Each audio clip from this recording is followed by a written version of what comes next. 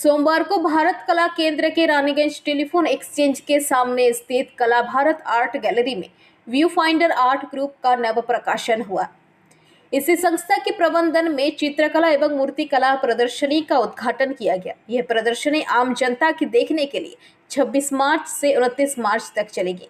कार्यक्रम का उद्घाटन माननीय पूर्व शिक्षक मोहित चटर्जी महाशय ने काट कर किया। कार्यक्रम का उद्घाटन माननीय पूर्व शिक्षक मोहित चटर्जी महाशय ने फीता काट कर एवं दीप प्रज्वलित कर किया। प्रमुख सामाजिक कार्यकर्ता डॉक्टर शुभेंदु माझी, विश्वनाथ बैनर्जी, बीरभूम के प्रसिद्ध कलाकार सुभाष दत्ता, आसनसोल से मधु विश्वास, रानीगंज के प्रसिद्ध कलाकार दीनानाथ हाजरा, अशोक कर्माकर और अशोक शर्मा उपस्थित थे। इस संस्था के सचिव माननीय सौरभ चटर्जी के अनुसार उपरोक्त कलाकारों के अथक परिश्रम से चित्रकला एवं मूर्तिकला प्रदर्शनी 26 मार्च से 29 मार्च तक चलेगी। परिणाम स्वरूप रानीगंज के लोगों के बीच इस कला का प्रसार एवं पुनर्जागरण होगा अगली पीढ़ी के लिए।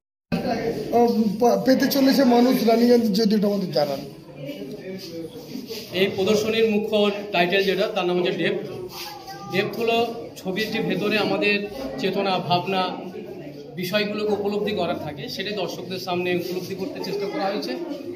আমার সামনে আমার সিনিয়র দাদা দীনানাথ হাজরা এবং মধু বিশ্বাস, আমার আরেক ভাই অশোক কর্মকার, আমাদের সুভাষ দত্ত মহাশয়, এনারা আমাদের চারজন মিলে এই ভিউ ফাইন্ডার গ্রুপের প্রতিষ্ঠাতা এবং আপনাদের এই রানীগঞ্জে এই প্রথম আমরা এই গ্রুপের প্রদর্শনী করলাম এবং আমরা আশা করব যে এই প্রদর্শনী খুব ভালো হবে এবং আমাদের শিল্পরসিক মানুষ অশোকবাবু এবং আরেক আমাদের শিল্পরসিক ভাই এই সংগঠনের মধ্যে আছেন, আপনারা এই প্রদর্শনীতে আসুন। এই প্রদর্শনীতে মানুষজন কি বিশেষ কি পাবে, আলাদা সব প্রদর্শনী থেকে আলাদা কি রয়েছে?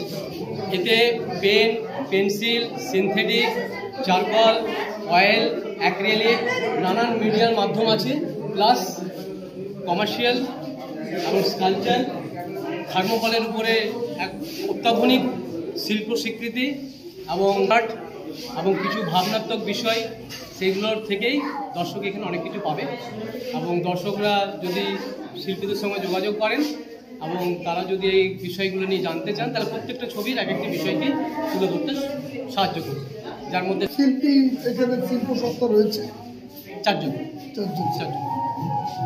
এর পূর্বে কি এ ধরনের উদ্যোগ নেওয়া হয়েছিল? না না, এই প্রথম এবং এর মূল কৃতিত্ব যদি দেওয়া যায় তিনি হলেন আমার সতীর্থ আমাদের সুভাষ দত্ত। এনার মানে কি বলবো উদ্যোগে এবং আমাদেরকে এক জায়গায় এক করতে পেরেছেন, এর জন্য সত্যি করে কৃতজ্ঞ। আমি আসানসোলে থাকি, তিনি বীরভূমে থাকেন, এনারা রানীগঞ্জে থাকেন। আমার নাম মধু বিশ্বাস। रानीगंज से सम्राट दास की रिपोर्ट, PVTV न्यूज़।